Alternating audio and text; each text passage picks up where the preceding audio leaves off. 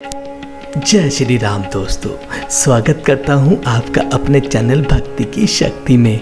आज हम बात करेंगे लड्डू गोपाल जी की। जी हाँ, अपने बाल गोपाल जी के छोटे स्वरूप को हम बोलते हैं लड्डू गोपाल। आज उनके बारे में बात करेंगे और साथ में बात करेंगे लड्डू गोपाल को घर में रखने के नियम क्या हैं और उनको रखने के फायदे क्या हैं। और हम बात करेंगे हम किस दिन लड्डू गोपाल जी को अपने घर पर लाएं और किस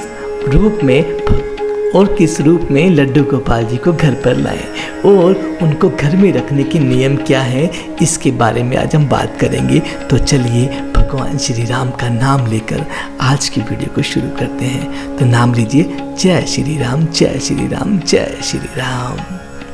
वर्तमान समय में लड्डू गोपाल को घर में रखने का प्रचलन बहुत बढ़ रहा है।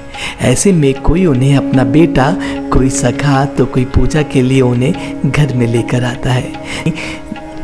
घर में लाने के बाद उन्हें केवल मंदिर में ही नहीं रखा जाता, बल्कि उन्हें अपने घर का सदस्य मानकर बिल्कुल वैसे ही रखा जाना चाहिए जैसे कि वो लोग खुद रहते हैं। उन्हें भी उतना ही प्यार व आदर देना चाहिए जितना घर के अन्य सदस्य को मिलता है। और इसके अलावा कई लोग तो कहीं पर जब जाते भी हैं तो वे अपने साथ लड्डू गोपाल जी को लेकर जाते हैं। ध्यान रहे, जिस तरह आप अपने बच्चों का जन्मदिन मनाते हैं, उसी तरह जन्माष्टमी के अलावा लड्डू गोपाल के घर में आने की तारीख के अनुसार भी लड्डू गोपाल का जन्मदिन मनाना चाहिए। तो चलिए जानते हैं लड्डू गोपाल को घर में लाने के फायदे क्या हैं और उन्हें रखने के नियम क्या हैं। लड्डू गोपाल को घर में लाने के लिए वैसे तो कोई शुभ मुहूर्त नहीं होता, लेकिन अधिकतर लोग जन्माष्टमी के दिन इन्हें अपने घर पर लाते हैं। इसके साथ ही ऐसा नहीं है कि इस दिन के अलावा आप लड्डू गोपाल को अपने घर नहीं ला सकते, बल्कि आपका जिस दिन मन करे उसी दिन आप लड्डू गोपाल को घर में ला सकते हैं। लेकिन ध्यान रखें कि जब भी आप लड्डू गोपाल को घर में लाएं तो पूरी प्राण प्रतिष्ठा के साथ उनकी स्थापना करें। लड्डू गोपाल को घर में बाल स्वरूप में लाया जाता है और घर में लाने के बाद बिल्कुल बच्चे की तरह उनकी सेवा की जाती है। इसके अलावा बाल रूप में भी लड्डू गोपाल की प्रतिमा के साइज होते हैं। आप जो साइज भी लाना चाहते हैं उस साइज को घर में ला सकते हैं। आप घर में जब लड्डू गोपाल को लाते हैं तो इन्हें रखने के वैसे तो कठोर नियम नहीं है, लेकिन कुछ बातों का ध्यान रखना बेहद आवश्यक है, जिससे उनके प्रति आपके आदर भाव और प्यार में कोई कमी नहीं हो। तो चलिए वे नियम भी जान लेते हैं। नियमित रूप से आप जिस तरह अपने बच्चों को नहलाते हैं, उसी प्रकार लड्डू गोपाल को भी आपको रोज स्नान करवाना चाहिए। इन्हें दूध, दही, शहद, गंगा जल, चीनी आदि से स्नान करवा सकते हैं। इसके साथ नहलाने के बाद लड्डू गोपाल को अच्छे से साफ करके साफ सुथरे वस्त्र पहनाएं और उनका श्रृंगार करें। ध्यान रहे, श्रृंगार करने के बाद इनकी पूजा अर्चना जरूर करें। इसके साथ ही घर में जो भी सात्विक खाना बनता है उनका सबसे पहले भोग लड्डू गोपाल को ही लगाएं। हमेशा एक पानी का गिलास इनके पास रखें। साथ ही खाना के खाने में तुलसी का पत्ता जरूर रखें। घर में कोई भी खाने की चीज़ आए तो सबसे पहले लड्डू गोपाल का ही भोग लगाएं। इसका कारण यह है कि लड्डू गोपाल आपके घर के सदस्य होते हैं और साथ ही यह भी ध्यान रखें कि उस चीज़ में प्याज, लहसुन आदि नहीं हो। इसके बाद रात के समय कान्हा जी को सुलाएं और सुबह फिर वहीं से प्रक्रिया करें।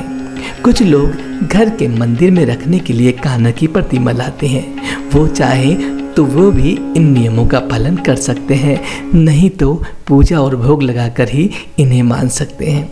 यदि आप कान्हा को अपना बेटा बनाकर लाए हैं और उनकी सेवा उठाकर लेकर आए हैं, यदि आप कान्हा को अपना बेटा बनाकर लाए हैं या उनकी सेवन उठाकर लेकर आए हैं तो आप लड्डू गोपाल को कभी भी घर में अकेला छोड़कर ना जाएं, क्योंकि यह उनका बाल स्वरूप है और आपको यह पता होगा कि छोटे बच्चे को घर में अकेला नहीं छोड़ते हैं। ऐसे में या तो आप उन्हें अपने साथ लेकर जाएं या फिर किसी भरोसे वाले व्यक्ति के पास उन्हें छोड़कर जाएं जो उनकी अच्छे से और पूरे भाव से पूजा करे। लड्डू गोपाल को कभी झूठे हाथों से नहीं छुए और ना ही किसी को छूने दे। कारण यह है कि ऐसा करना अच्छा नहीं माना जाता। ध्यान रहे कि पूजा करने के बाद माफ़ी जरूर मांगे, क्योंकि यदि कोई गलती भी हो गई हो तो कान्हा उसे माफ़ कर दे। घर में लड्डू गोपाल को रखने के बहुत से फायदे हैं।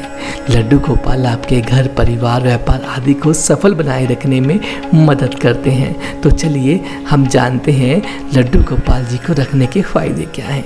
यदि आप अपने मन की बात किसी से नहीं कर पा रहे हैं तो आप आपके घर के सदस्य यानी लड्डू गोपाल से भी वह बात कर सकते हैं। वो अपनी लीलाओं से आपकी सभी परेशानियों को दूर करने में भी मदद करते हैं, साथ ही घर में पॉजिटिव एनर्जी बनाए रखते हैं।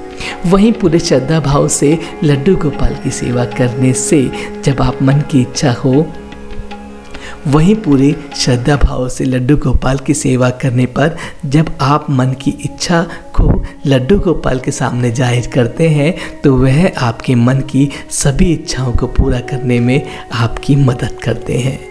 लड्डू गोपाल को घर में रखने से कलह, धन संबंधी समस्या और अन्य परेशानियां आपके घर के आसपास भी नहीं आती। कई बार हो जाता है कि किसी कारण मूर्ति खंडित हो जाती है तो उसके बाद आपको उन्हें घर में नहीं रखना चाहिए, बल्कि फूलों में लपेटकर उनको शुद्ध जल में प्रवाहित कर देना चाहिए। इसका कारण ये है कि खंडित मूर्तियों को घर में रखना शुभ नहीं माना जाता। प्रभावित करने के बाद आप चाहें तो दोबारा से कान्हा को बाल स्वरूप में ला सकते हैं। तो दोस्तों, ये थी लड्डू गोपाल जी की पूरी कहानी कि आपको उन्हें कैसे रखना है और उन्हें रखने के फ़ायदे क्या हैं।